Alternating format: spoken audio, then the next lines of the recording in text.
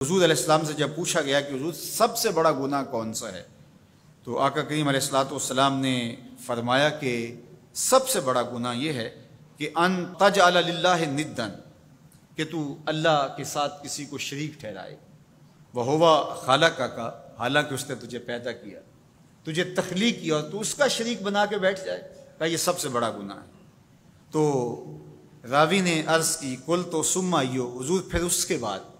تو آقا کریم نے فرمایا ثم ان تقتل ولدک خشیۃ ان یطعم معک، تو بچے کو اس لیے قتل کر دے کہ یہ کس طرح میں اس کو پال سکوں گا، بچے کو ضائع کر دینا، اس کو قتل کر دینا۔ اللہ فرماتا ہے نحن نرزقکم وایاہم، ہم تمہیں بھی رزق دیتے ہیں ان کو بھی دیں گے۔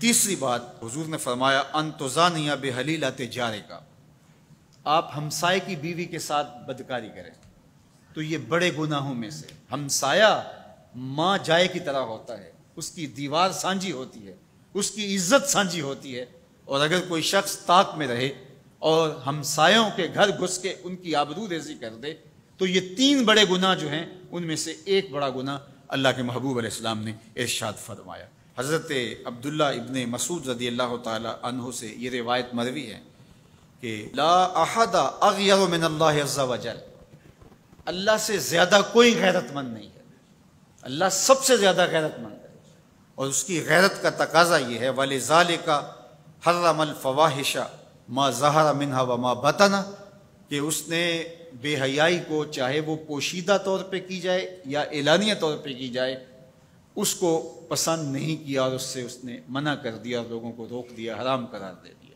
اس لیے کہ وہ خود غیرت مند ہے۔ غیرت مند مالک غیرت کا سبق دیتا ہے اپنی مخلوق کو۔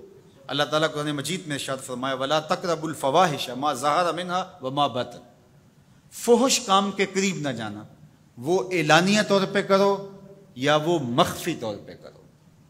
تو مفسرین نے لکھا کہ جو بدکاری ہے وہ مخفی فحش ہے، اور شراب نوشی یہ اعلانیہ فحش ہے۔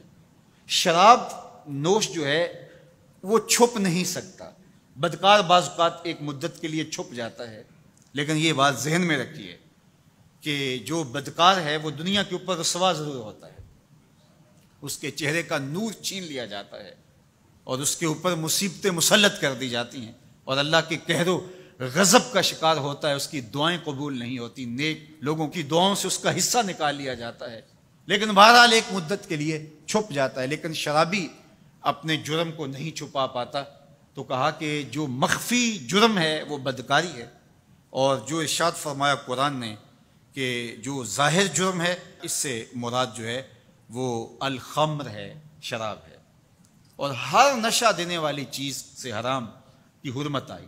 کل مسکر خمر وکل خمر حرام، فرمایا ہر نشہ آور چیز شراب ہے اور ہر شراب حرام قرار دے دی گئی ہے۔ اب یہاں بھی لوگ دلیلیں لے کے بیٹھ جاتے ہیں، میاں وہ بھی ایک مشروب ہے، اس سے کیا فرق پڑتا ہے؟ میاں جب رب نے کہہ دیا تو بات ختم ہو گئی۔ ایک یہودی کے پاس ایک مسلمان مہمان ٹھہرا تو اس نے انگور پیش کیے، تو اس نے بڑے شوق سے لیے، تو تھوڑی دیر کے بعد وہ شراب لے آیا۔ اس نے کہا استغفر اللہ، میں مسلمان ہوں، میں شراب نہیں لیتا۔ تو اس نے ہنس کے کہا یہ جو انگور آپ نے کھائے ہیں شراب اسی سے کشید ہوتی ہے۔ تو اس مسلمان نے کہا کہ آپ کی اہلیہ کدھر ہے؟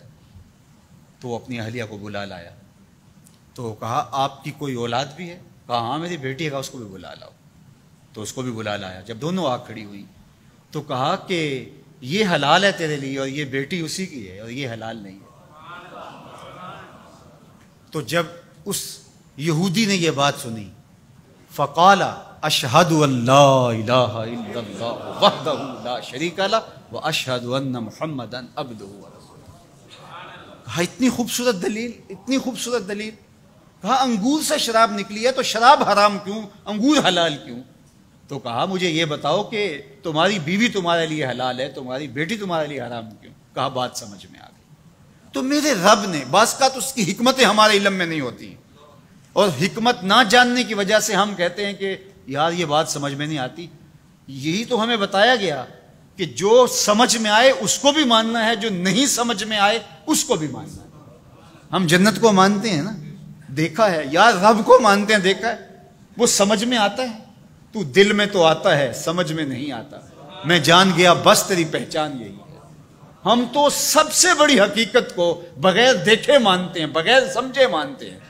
ادراک فہم کی حدود سے ورا ہے، عقل و خرد کے دائروں سے ورا ہے، لیکن اس حقیقت کو ہم مانتے ہیں تو اس کے کہے ہوئے کو کیوں نہیں مانیں گے؟